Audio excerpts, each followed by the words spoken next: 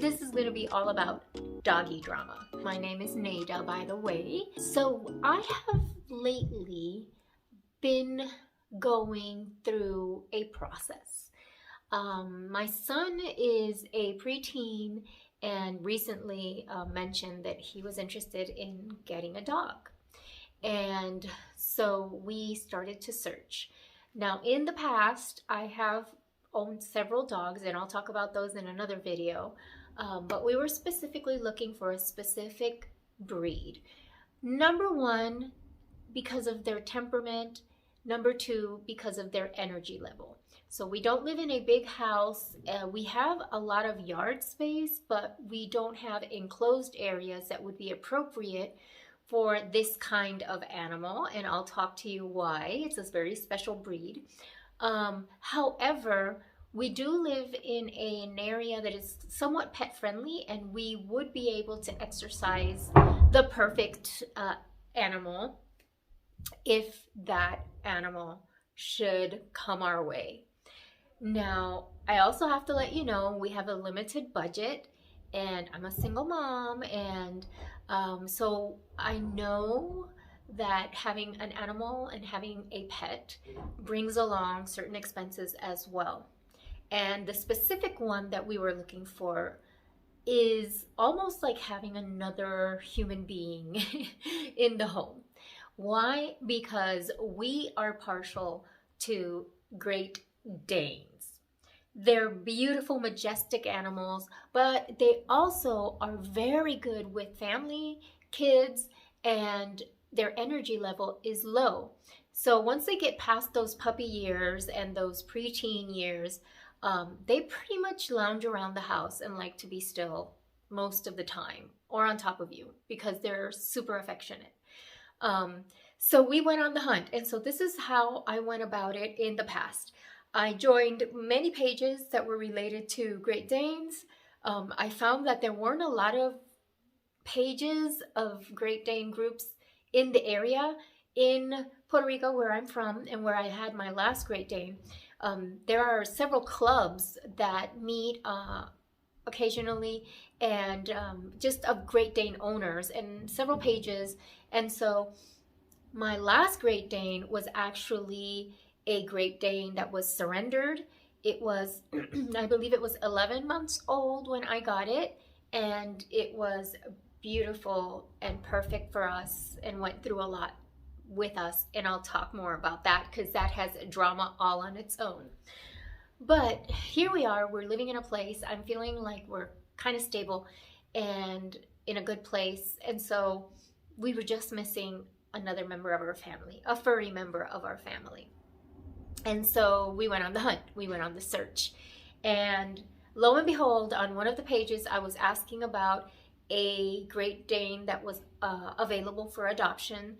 So what happens with this breed is that a lot of people get them when they're puppies, and they're so cute. They look like Sad Sam, plushy animals, and so they get them and they're so cute, but they don't realize that the puppy size and the stage, although the stage goes on for a while, the size is only for a couple of months, because as soon as they get into their growth stride, they get really big really fast, and it becomes a lot.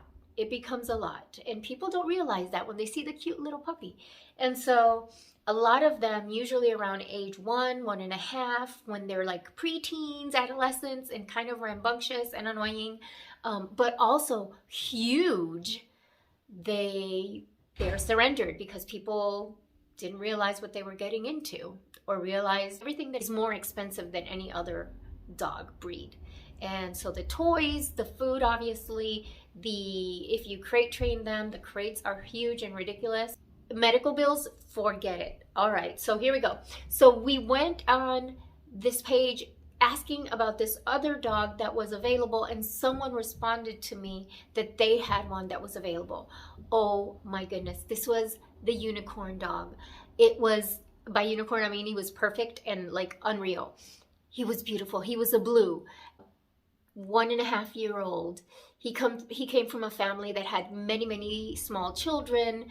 So we went to see him. We drove for an hour and a half and a little bit more to get there, and we went to see him. He was amazing and beautiful. And so we kept on talking, negotiating. There was a price to this, even if it's adopted. These are expensive breeds. The Great Dane is an expensive animal to have, to get, to purchase. Even when you adopt, it's a pretty big fee. And so we negotiated back and forth.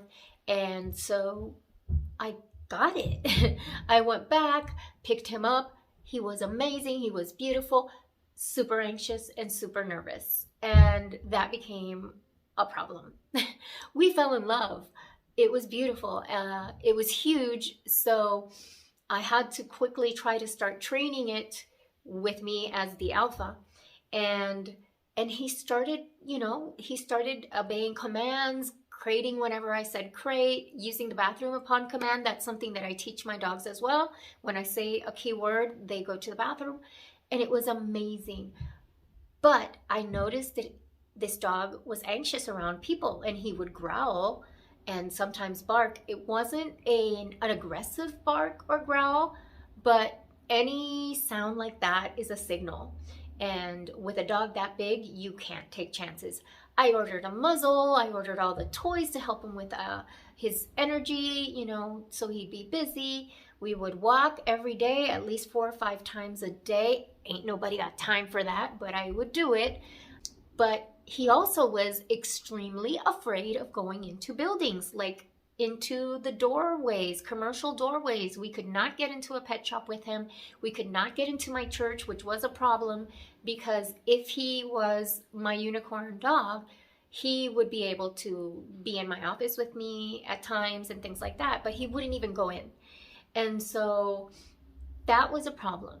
And then at one point, and I do realize that my son is overzealous and wants the puppy so bad, and it's a puppy kind of, but it's big, and was hugging it and things like that. And at one point, this dog snapped at my son, and I was like, I'm not sure about this.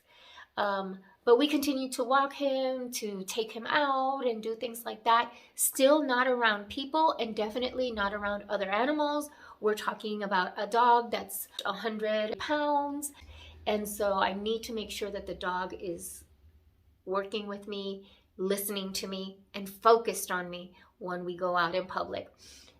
We brought over some people to come see him at the door, and he started to growl at the people at the door. I understand, because Great Danes are also very protective of their owners. And I do know that this dog particularly bonded with me very closely. And so when people would be around me, he would kind of be like, "Rrr." Another thing that might have influenced the age, okay, so at this age, they're kind of like annoying. It's an annoying age for Great Danes. A year and a half up to about 2 years old, 2 years, the energy level starts to taper a lot, and they start, going into their adult years. Great Danes do not last long. They can reach up to 7, 8, 9, 10 if you're lucky, and if they're very healthy years of age. They tend to have tumors, hip problems, joint problems. There are so many things. Gastric problems. Their GI tract has serious problems that are deadly. And so Great Danes don't last a long time. So if I'm going to invest in an animal, it needs to be one that's healthy, one that has a great temperament, one that can be around people, because I am very much around people all the time. And I know for a fact that they'll probably last 5 to 8 years. So I already know, because I've been around Great Danes. So I was prepared for that. What I wasn't prepared for was a dog that growls at my son. He did it one more time, and I had to make the difficult decision of taking him back to his previous owners. It broke our hearts, but he was a doll. I mean, look at him. Oh my gosh. So he was amazing. We called him Thunder. I took him to get shots and things like that. I really was in love with him. And maybe if I were single, I would have tackled the situation and dedicated a lot of time to training and socializing Thunder. But right now, I mean, I have my son and he is a priority. And if my dog does not get along or thinks that he's above my son in the totem pole, he's got another thing coming. So we had to take the dog back. We both cried. It was frustrating. It was really heartbreaking. And so we're on the search for a puppy Great Dane. I did not want a puppy because I don't want to have to potty train and have to go through that whole process. But who knows? Who knows what God will have for us? We are a believing family and our household belongs to the Lord, and that includes our pets. So I'm just now going through the spiritual practice because I have a blog. It's called Everyday Eternal, where we try to find eternal truths in everyday situations. And the eternal truth that I'm learning is to be patient and to wait for the right one. And so that's what I'm going to do. We have met many people on the journey that have we actually are friends now because I went to go see a doggy and it didn't work out, but we were really in tune as people. And so it's been a blessing. This process has been a blessing. And so we're on the search now, and I don't know when it'll happen. But another thing we were worried about was traveling.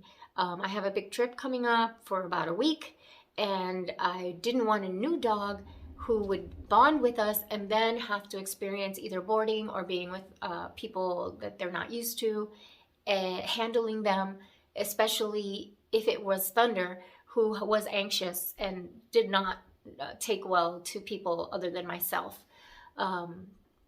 outside of the house situation. So we're in the process, and Thunder, you were an amazing dog, and as of this date, he has found a home, and so I'm praying that he is loved as much as we wanted to love him.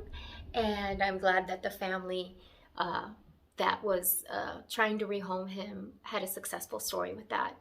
But we will continue the search, and I will continue talking a little bit about my experience with dogs. I know it's a weird topic, but I search for videos everywhere as I'm making this choice, and I'm wondering if there are people out there who are also searching. I must tell you, this dog, a Thunder, Blue Great Dane, amazing, beautiful, majestic, strong, healthy, nice body structure. I mean, I know my Danes, so I knew this was a nice one. I usually have had female Great Danes, and I started talking about the temperament of this one because he's intact. And when the male dogs, especially at this age, 1.5 years old, they get kind of testy and difficult, and it's because, you know, hormonally they're going into, they're teenagers, they're preteens, and there's a lot going on. And but since he was demonstrating certain behaviors within my home with my son, I wasn't going to go to the expense of getting him neutered and finding out that this was just a temperament that he had, whether or not he was, you know, intact or neutered. Also, this dog was so beautiful. I think it might have worked if we stayed with him a little longer, but I just had a feeling that we didn't need to take that chance. But he would be, if it was just an anxiety issue on being in a new home and adjustments and being super attached to me and not getting to know my son as well as he would have with more time, maybe he would make a beautiful dog to breed, because he's just beautiful, as you can see in the pictures I'm going to be showing and popping up here. So we're going to continue our search, and whether it's a puppy or whether it's an older dog, I know the right one will show up. But the lesson to be learned is, with major decisions, be patient, be calm, exercise self-control, and even then it might not end up being the perfect situation. So we're just holding on tight, waiting, and see what God has for us.